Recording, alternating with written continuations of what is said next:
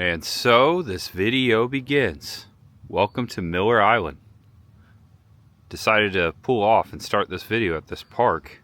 Welcome to Norris, Tennessee. We are here. Looks like there's one heck of a river. This is going to be Clinch River out before us. I'm about to show you. Goes all the way out to Norris Lake, just before Norris Dam. Rocky Top is actually where we're headed. Here comes a bird. This is beautiful. Look at this. Now this is real Tennessee. Had to say it. A couple of ADA parking spots right here. Front row seats to Clinch River. And you can see a mountain in the distance towards Norris Lake. What a spot to begin the video. I could get used to this. I can't believe I live here. Have I said that before? I don't think I have. Welcome back to the channel. Welcome if it's your first time. I am Tampa J, and this is Tennessee. Today, I am going to learn about coal mining. Tennessee coal mining country. We are surrounded by it. Right off of Interstate 75, actually just a few miles north of here, about 5 miles to be precise, is a town called Rocky Top, Tennessee. Sounds like the song, right? Well, it was actually kind of named after the song, because Rocky Top, Tennessee, right off of 75, where we're going today, is on its third name. A town on its third name. I've never heard of that before. I was doing a bit of research. The reason why I'm going to Rocky Top is because it is home to the Coal Creek Miners Museum, a coal mining museum, a museum dedicated to the mining community. Coal Creek. Now, Coal Creek was Rocky Top's original name. It's on its third name. Its second name, it actually changed its name from Coal Creek in 1939 to Lake City because of the nearby Lake Norris. It was trying to attract tourists to the lakeside with a name change. And recently, back in 2014, it did it again. It tried to change its name. Well, it did change its name, not tried.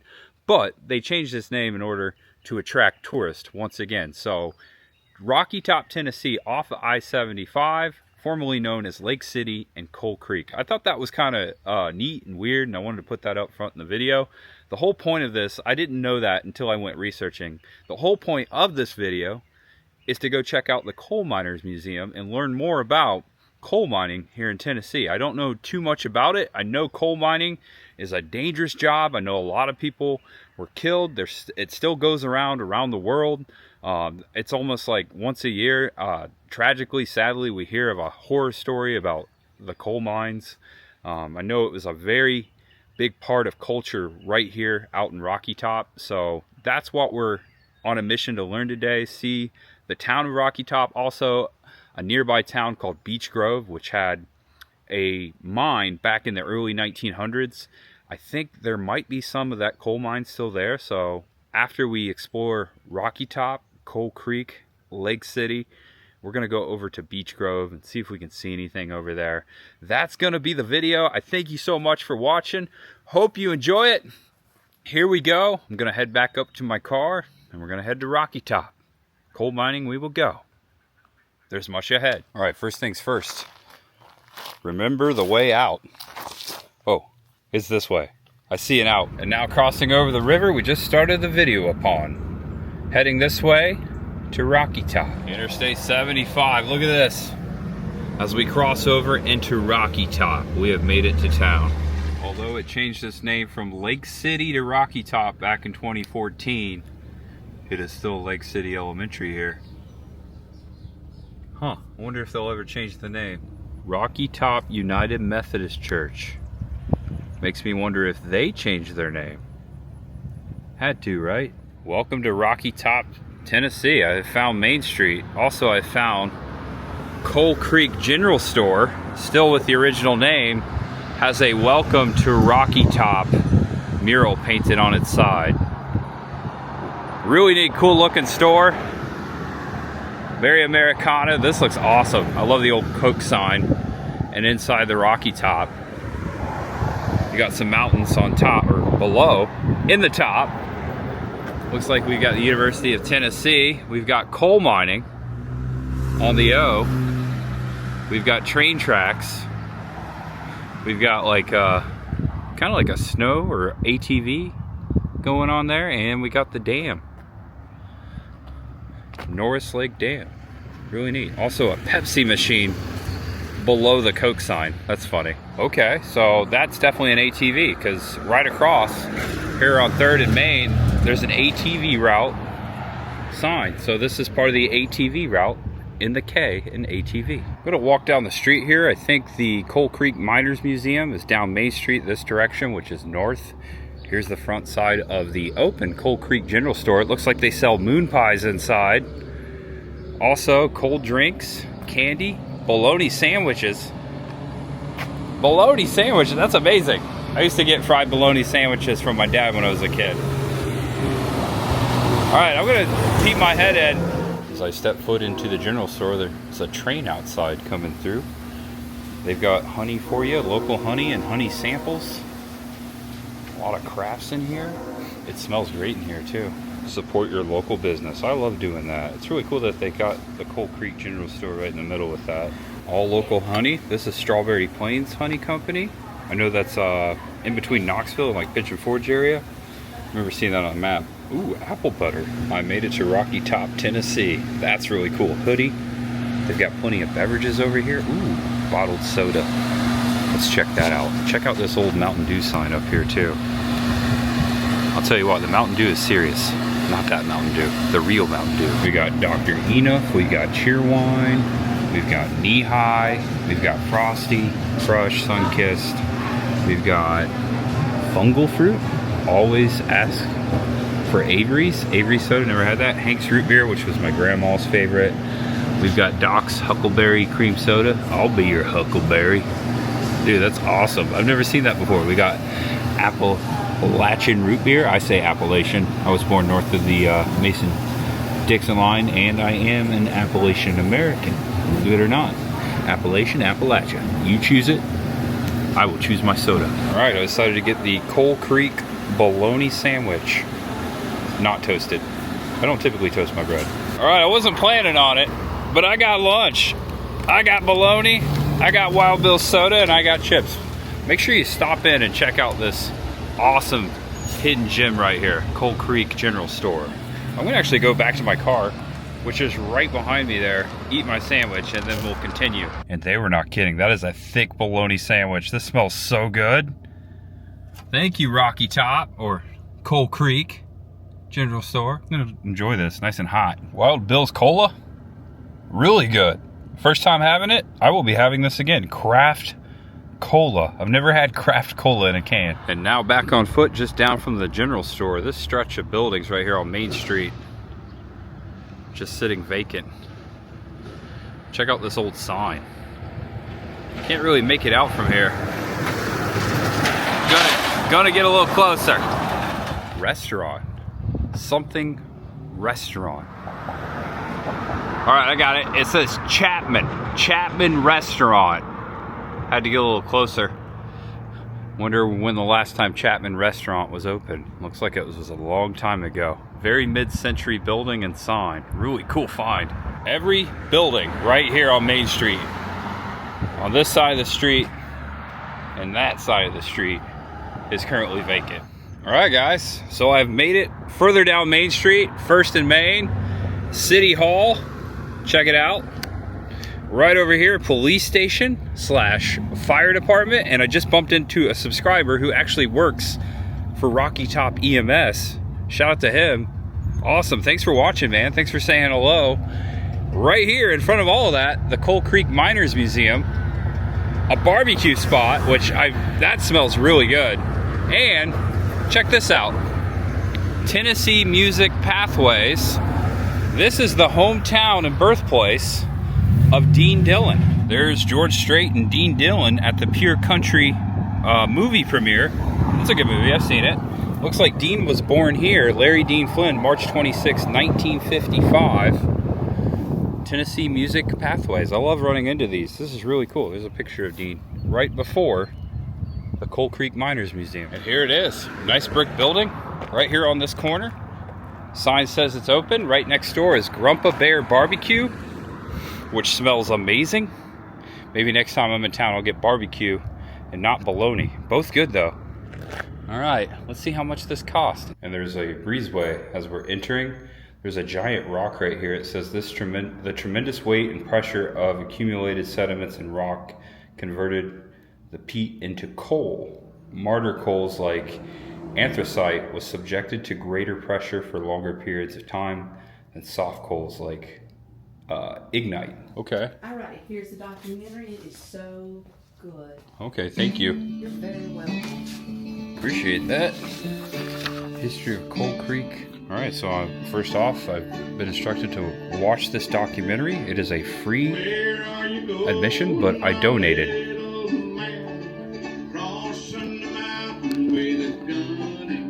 Like the song, there's a lot of stuff to look at. Alright, so I just finished the documentary, which was amazing. Right here is where the museum starts, in the corner. And I came in and I was greeted and given a map. And this is the entire coal mine community of Coal Creek and all the different mines. This is a very unique situation because not only can we experience all the stuff here from the mines, we can go out and see where all this stuff inside this place came from, which is really neat.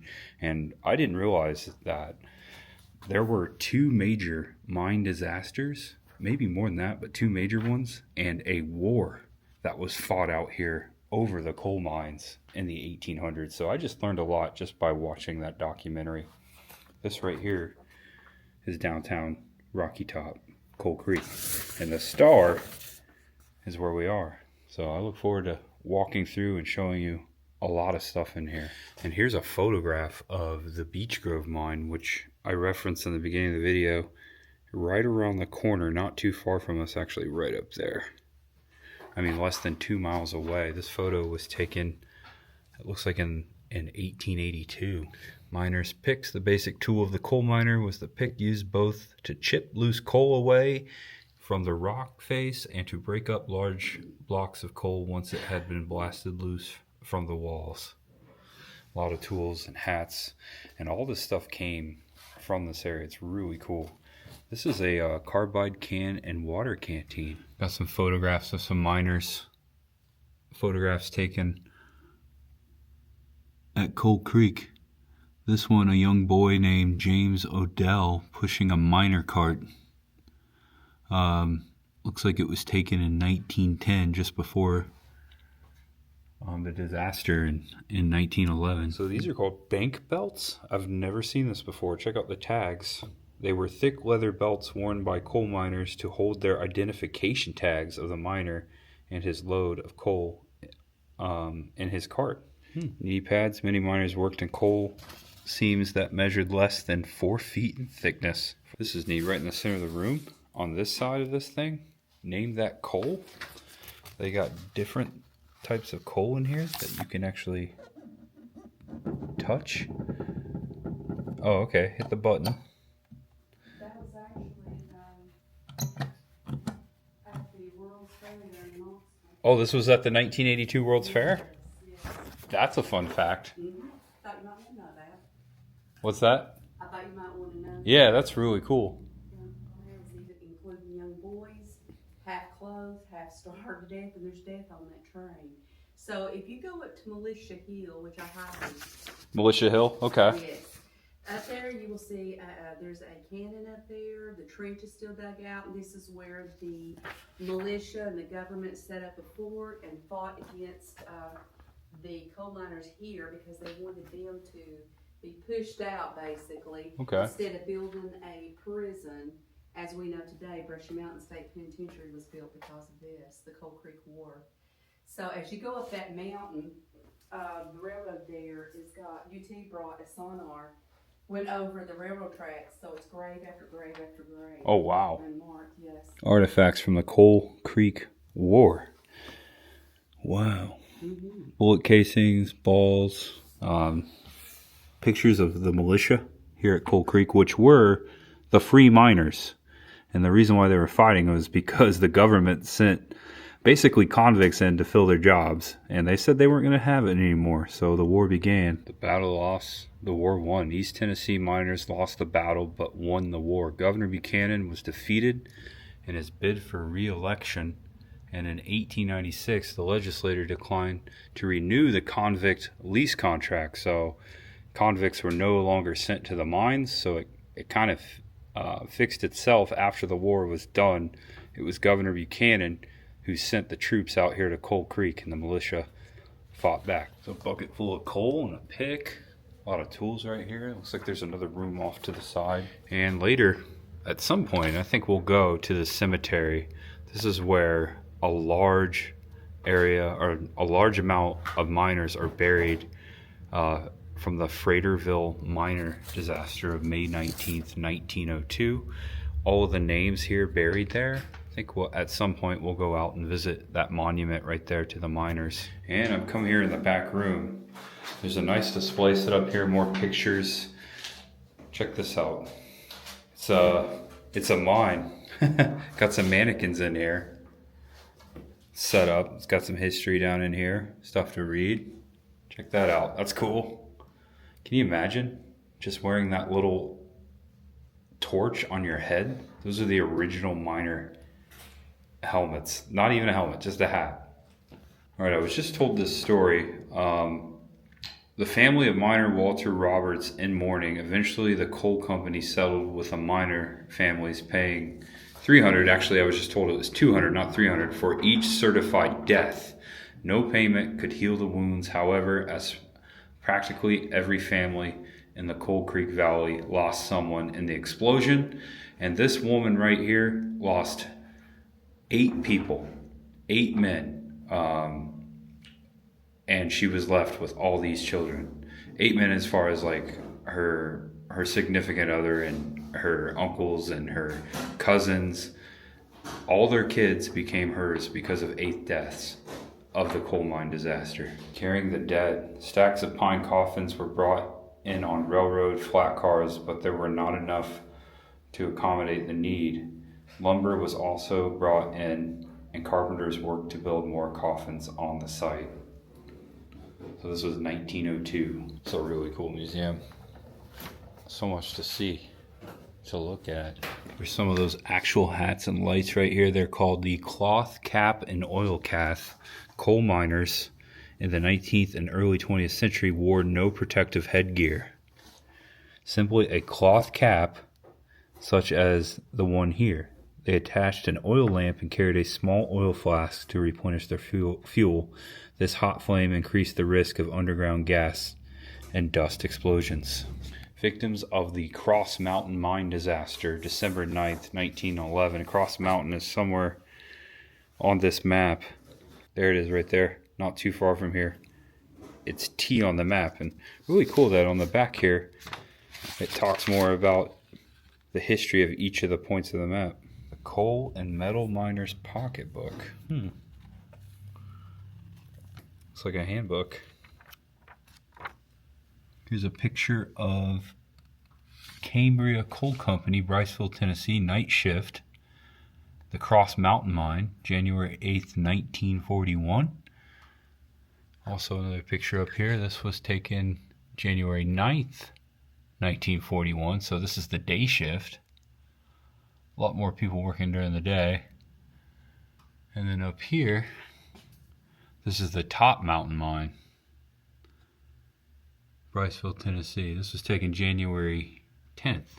Flame safety lamps. The purpose of a flame safety lamp, particularly in the context of coal mining, is to provide a safe light source in environments where flammable gases like methane might be present, preventing explosions by containing the flame and acting as a gas detector. The lamp's design, typically with a flame enclosed in glass or metal gauze, prevents the flame from spreading and igniting surrounding flammable gases.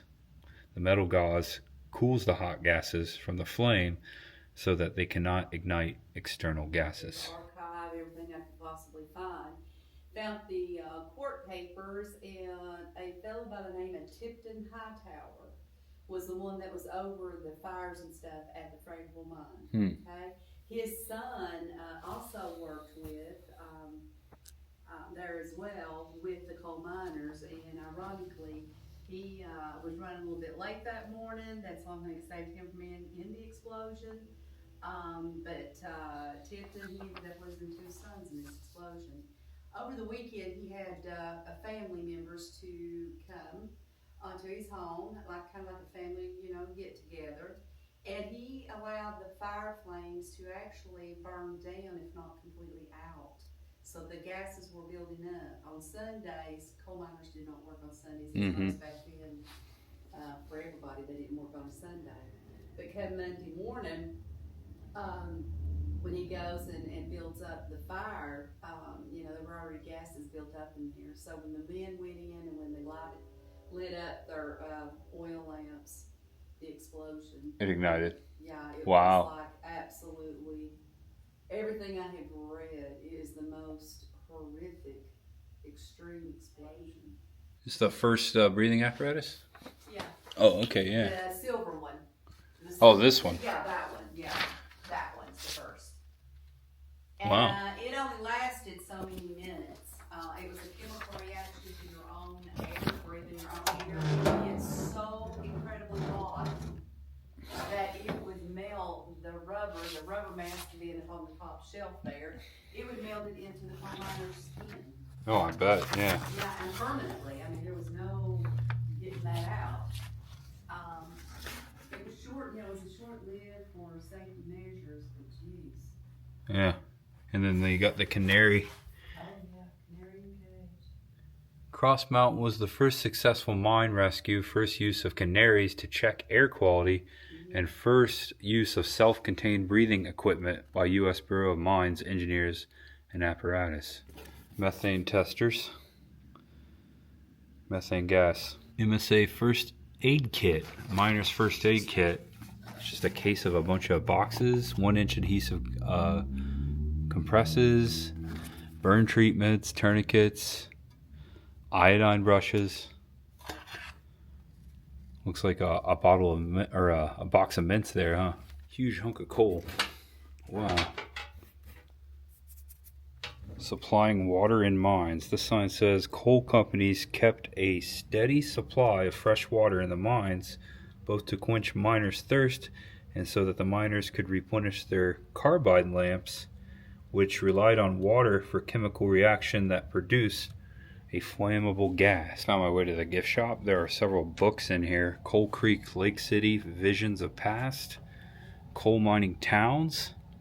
That's probably nice. And this book right here, Coal Creek War, all about the war. There's a lot of cool stuff to see here in the gift shop.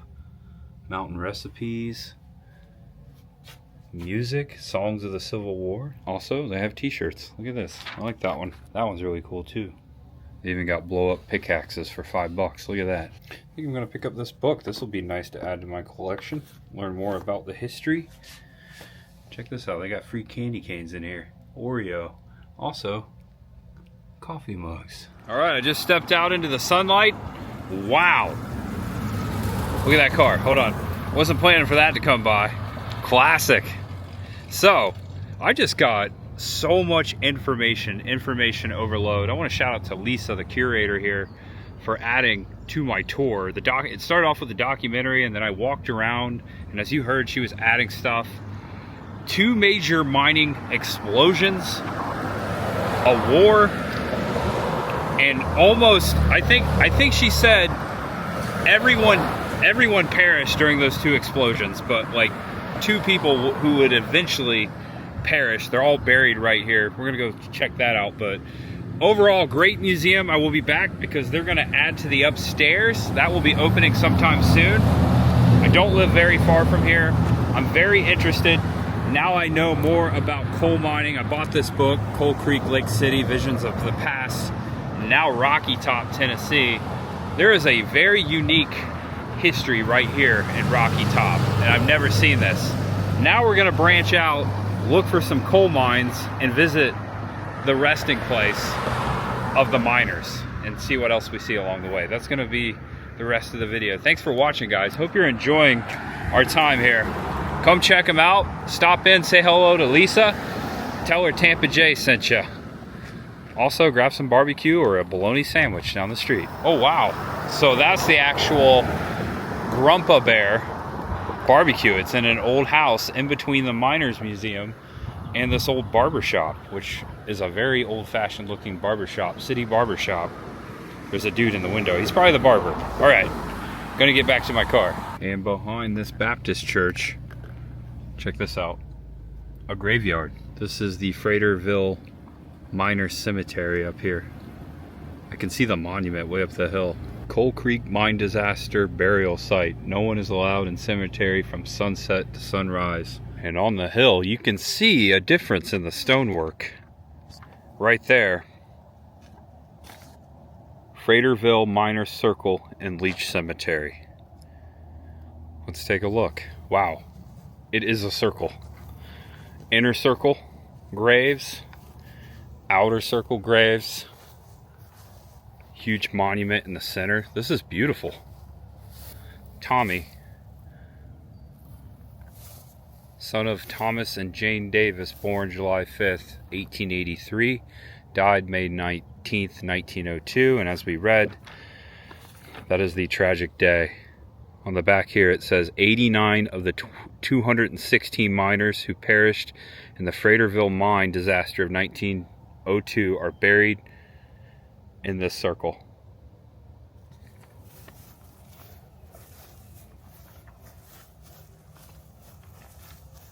Can't imagine what this town must have felt. And not just once, twice, folks. 2 miner explosions within 10 years.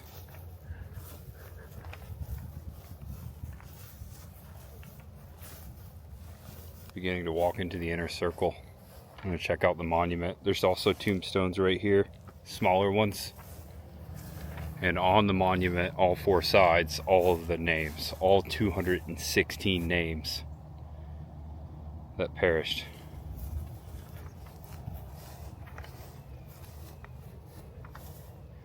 You can take a screenshot if you'd like. It's going to get all 4 sides.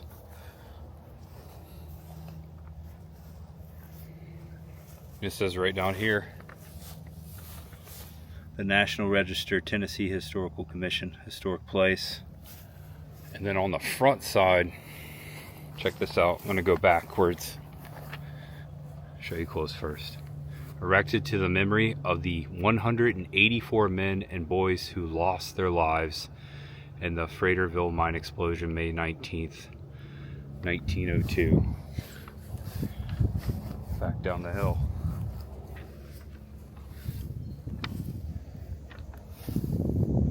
Wow. Very peaceful out here, considering the trauma that the people buried here suffered. Wow. You can imagine. Most of these people perished in an instant. Methane gas had filled the chamber. They were telling me back at the museum, had filled the chamber, and someone at some point had to light a match, and boom. Many of these headstones are in different size, probably says something about the wealth of these families. This is James E. Leinhart, son of J.A. and M.E., born 1881, killed in Fraterville mine explosion. Dearest loved one, we may lay thee in the peaceful grounds. It's hard for me to make out, but thy memory will be cherished, little something in thy heavenly face. Can't really make out some of those letters, but that's really pretty. William H. Slover, born December 27th, 1846, died May 19th, 1902. Kind father of love, thou art gone to thy rest forever to busk mid the joys of the blessed. I think that's what that says. John C. Wallace, And it looks like Chaz Wallace. Maybe brothers, maybe father and son. Both killed in the mine. It's a really pretty cemetery. Step back here. Sun hitting it really good from this angle. Wow. Alright guys. What tragic history. I'm happy to share it. I had no idea that I was going to see this today. I had no idea about these disasters until I went to the museum. We come here today to pay our respects to these people, to their lives. We give a message of peace to their souls. Not just them. Everyone in the cemetery, because odds are most of these people are related to these victims. We came in peace and we leave in peace. Please no one follow me home. I always have to say that. You can hear Interstate 75 not too far behind me. Just wanted to point that out before we leave. And the wind just stopped. I was about to show that flag flying and it just came to a dead stop. No pun intended. We've made our way back down to Rocky Top. Following the map, gonna head out to mine country, see what we can find. All right, so back in Rocky Top, AKA Coal Creek, in between the train tracks, right back there is City Hall. That's the backside of City Hall, right next to the Coal Creek Miners Museum, is this. It looks like an old train depot. It is currently a church, but at some point, it was a video store. Movies, movies, movies. That's so cool, the sign's still up there. Welcome to the Upper Room Church. And this sits right below this set of railroad tracks. This is 116. And this is the highway on the map that will take us out to miner country. There's a couple old homes and buildings here too. Check this out. This is really neat. Yeah, look at this place over here. Seen better days. Both of those places. I heard water, so I came across the street to take a look. See if we can take a look down here. I think this is Coal Creek. Oh, there's a little waterfall. Check that out. Now this is really nice. It's not every day you come across an old video store. That's really neat. Reminds me of Video Junction, which was my childhood video store in New Palestine, Indiana. The building's still there. I've shown it a couple times, but there's definitely no sign left. So this was definitely a bank. Check that out. It's now a private residence. Still says bank on the front. That's really neat. I would love to live there. Okay, so I've come down 116 a little bit, just turned off. I am right here near Sharps Lane on the map. I'm headed to the Fort Anderson, and right here on the corner, check this out, old railroad tracks. There's a couple of historic signs. I pulled off to read these. Ghost of convict miners. Whoa, spooky. In 1877, the convicts replaced striking Welsh miners in the Knoxville Iron and Coal Company mine located in the hollow to the south. Prison records show that 131 convict miners died there from 1877 to 1893, while others were caught igniting methane gas entering the mine to cook wild game over open flames. Not a good idea. Some believe the 1902 Fraterville mine explosion was caused by ghosts of convict miners once again igniting methane gas. That's a legend right there. Field stones mark where convicts are buried, and only they know the origin of burn spots and charred animal bones besides their graves. Wow, that's haunting. Ghost of the convict miners. I should have brought my spooky stuff. I'll have to come back. I don't live far from here. Fort Anderson. We're actually heading to where that fort is now, here on the map.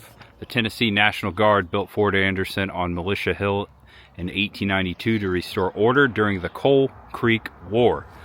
The fort is located off Val Mountain Road and listed on the National Register of Historic Places. According to the Tennessee Blue Book, a history of Tennessee violence in the coalfields peaked during the summer of 1892 when the state militia fought and pitched battles with the armed militia miners, arrested over 500 of them and killed 27.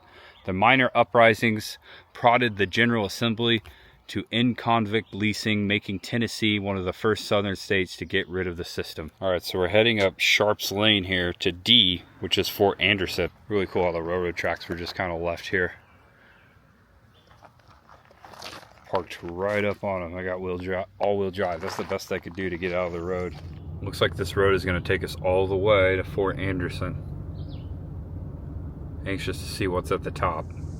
And I have reached the point up the side of this road, and as you can see, 1, 2, 3, 4, and I think I see 2 more signs out into the woods. There's a lot of stuff going on here. So this sign right here is the same one I just read down the hill next to the ghost miner sign. Why miners fought. This is a new one. Agricultural land in the region was owned and being farmed by 1880. Younger sons of farmers sought opportunities in mining, learning new job skills from experienced Welsh miners. Mining also offered opportunities for African Americans, who comprised 16% of the local population by 1891. Most Coal Creek miners and their families owned homes and land, and active social life was available in the form of brass bands, county fairs, baseball leagues, lodges, literary debates, and religious activities. When the convict lease system threatened their way of life, miners went to war with the state government, and it was Government Buchanan, as I learned, who sent the troops in from Knoxville, and that's when the Coal Creek War sparked. They formed a militia, and this talks more about the convict lease system. After the Civil War, southern states leased convicts to private industry to cope with growing number of convicts and dwindling state budgets. The system degenerated to where primarily young African Americans were being arrested and forced to work at mines, plantations, and railroads. Coal companies learned the convicts lacked mining skills and were fixed cost, whereas miners were skilled and could be laid off during economic downturns. The increased cost of providing troops and guards during the Coal Creek War hastened the demise of the convict lease system in Tennessee. And right up here, Militia Hill. Fort Anderson was built here on Militia Hill in January 1892 as a base for the Tennessee National Guard to protect convict laborers and restore order. So this was the Tennessee Guard Fort. Hostilities escalated with as many as 2,500 miners from Tennessee and Kentucky participating in the Coal Creek War. So Ken came from Kentucky. In retaliation, troops fired on the town Coal Creek, now Lake City, as can be seen through the Y Gap and the Walden Ridge to the east. So that's the gap we just drove through. Soldiers remained here until late 1893, when the state legislature appropriated funds to build Brushy Mountain State Prison, thus ending the convict lease system in Tennessee. Much ahead at Brushy Mountain State Prison. That's been high up on my list for years, and it's just at the end of coal mining country. Let's walk up here. There's another sign, and I can see why they chose this up here. I think I see some cannons down yonder too. Breastworks. Soldiers of the Tennessee National Guard became easy targets for miners positioned on higher ground after trees were cut from Fort Anderson. Convicts then dug these breastworks to provide cover from attacking miners. Oh, you can see them down here. They're trenches. This is a trench from the Coal Creek War from the fort. That's really cool. I don't know if you can see it on camera, but there's definitely a trench. Walking out to the point where the cannon is, another sign, and also a bench if you wish to take a rest. So this is pointing straight down into what was Lake City, or Coal Creek at the time. Old cannon. This is really nice, really pretty out here. Fire on Coal Creek is what that sign reads. Okay, so they cleared it, they kept it clear, so you can see that cannon, this fort, is pointing right down into town. pretty neat. Fire on the mountain at Coal Creek. Soldiers responded to attack by firing cannons from here into the Miners' Nest encampment on Walden Ridge, located south of the Y Gap. Soldiers also shot cans filled with mud through the Y Gap into the town of Coal Creek to signal the town could be destroyed at any time. Welsh miners who left the area after convicts arrived in 1877 kept close ties with the local miners. Coal Creek miners helped stop attempts to bring convicts to mines in southeast Kentucky in 1886. So Kentucky miners reciprocated in the fight against convict labor during the Coal Creek War.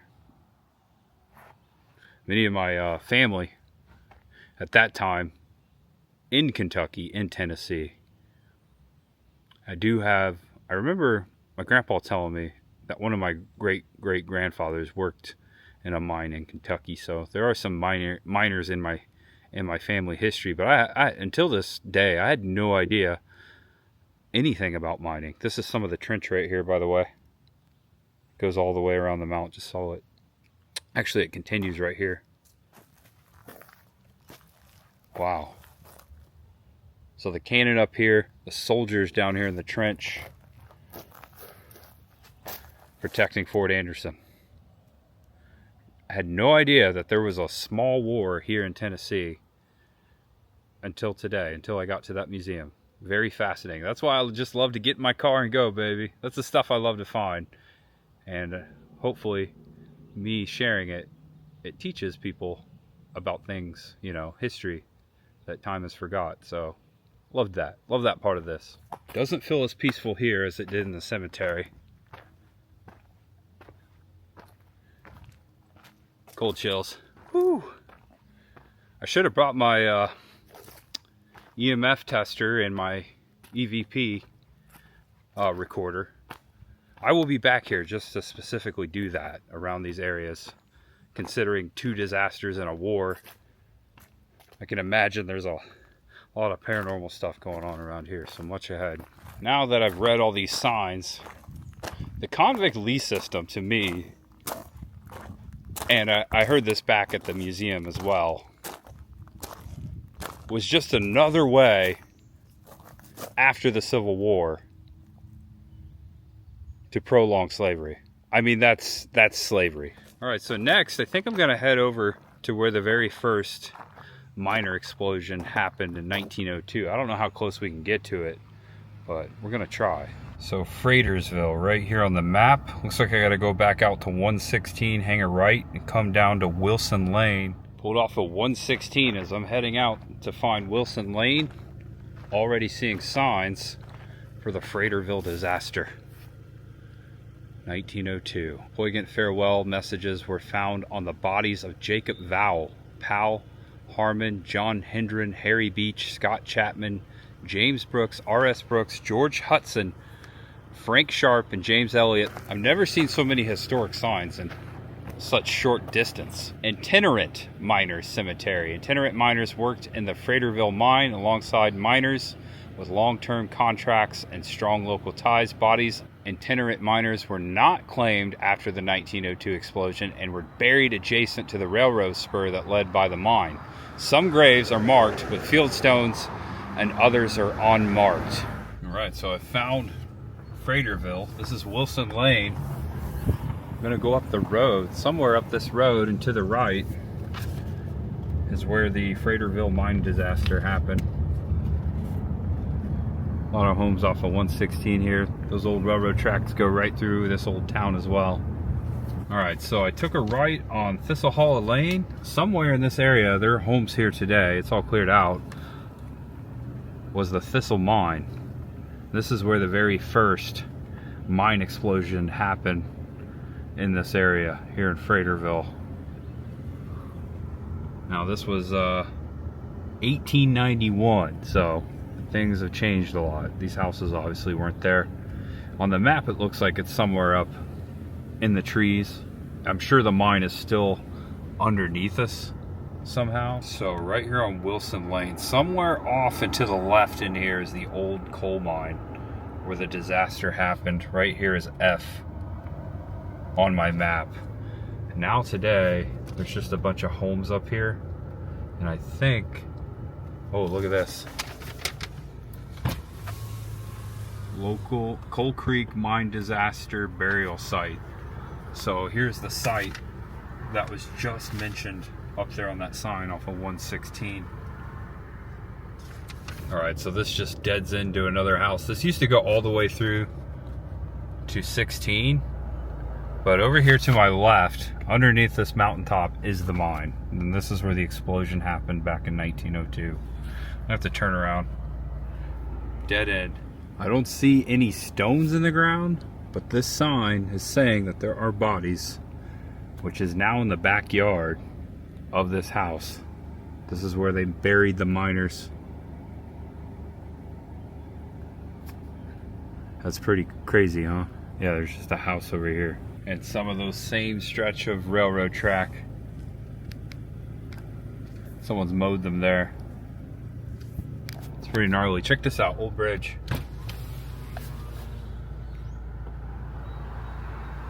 Old Gulf gas station too. Alright, there were cars behind me. And this is right in the front yard of a property, so I can't really get out. There's a person right there. I just wanted to show you that the old pumps and sign are still there. That's amazing. And here's a look at that bridge. Nice little stream underneath it. That bridge hasn't seen a train in probably 100 years. Yeah, maybe sooner than that. It's been a long time though. Let's say 50. Exploring the coal mine country is fun. There's a lot of stuff on this map that I will be back for. I decided to stay with the course and head back to Beech Grove. More of the railroad track and bridge. Look at that. Going right into the trees. Into the forest. There's a nice little stream down here. That's really cool to see. Look at that. Just following these railroad tracks through the mountain. Current road bridge. This is beautiful. These tracks would have went right to Beech Grove where we're going. It's freaking cool. Alright, I stopped my car. Thunder rolling in the background. I saw this. Nice little waterfall down here. Check out the kudzu taking over the road, or trying to. We're almost back to Beech Grove. Whoa. It'll be storming soon. And I have no cell signal out here. That is freaking beautiful. It's a giant creek. Those railroad tracks have to be up there along the ridge somewhere. You can see the power lines going through the creek. All right, get going before rain starts coming. Very small town out here in the middle of mining country. I found Beech Grove. Looks like it's gonna dead end. But back here, more so on this side of the road, is where the old Beech Grove mine was. I showed you a photograph, one of the first photographs I showed you back in the Coal Creek Mining Museum was taken out here. Deer. Noticed a lot of ATV trails. Look at that. Windrock Trails that way. Beech Grove Missionary Baptist Church.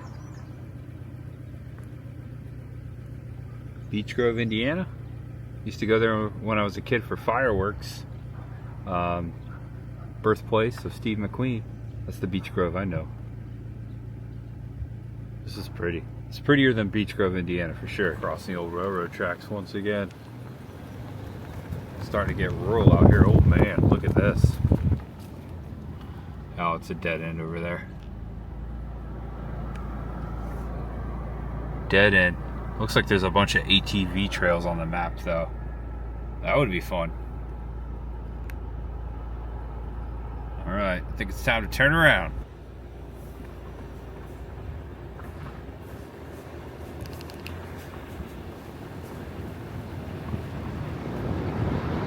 You can see the clouds over the mountains. just came out of. Back at the Coal Creek General Store in Rocky Top. Look at that. Also on the way here, I missed it earlier. There's a Coal Creek coffee shop on the right hand of Main Street, just down here on the right, one of those buildings. Maybe next time I'm in town, I'll grab some Coal Creek coffee. Guys, this was a great time. I didn't think that I was going to see everything I saw today when I originally started the video. Everything, the history that just came to us as we were naturally exploring Rocky Top was such a treat. They got really busy here. Must be rush hour in Rocky Top. Well, I decided to end the video. Thank you so much for watching. Hope you enjoyed it. Please give the video a thumbs up.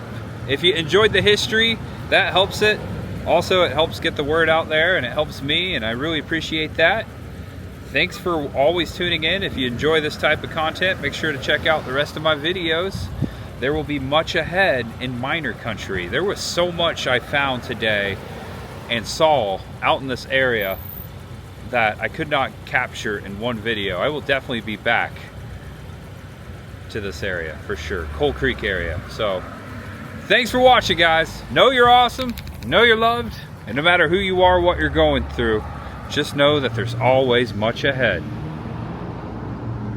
I'll see ya real soon.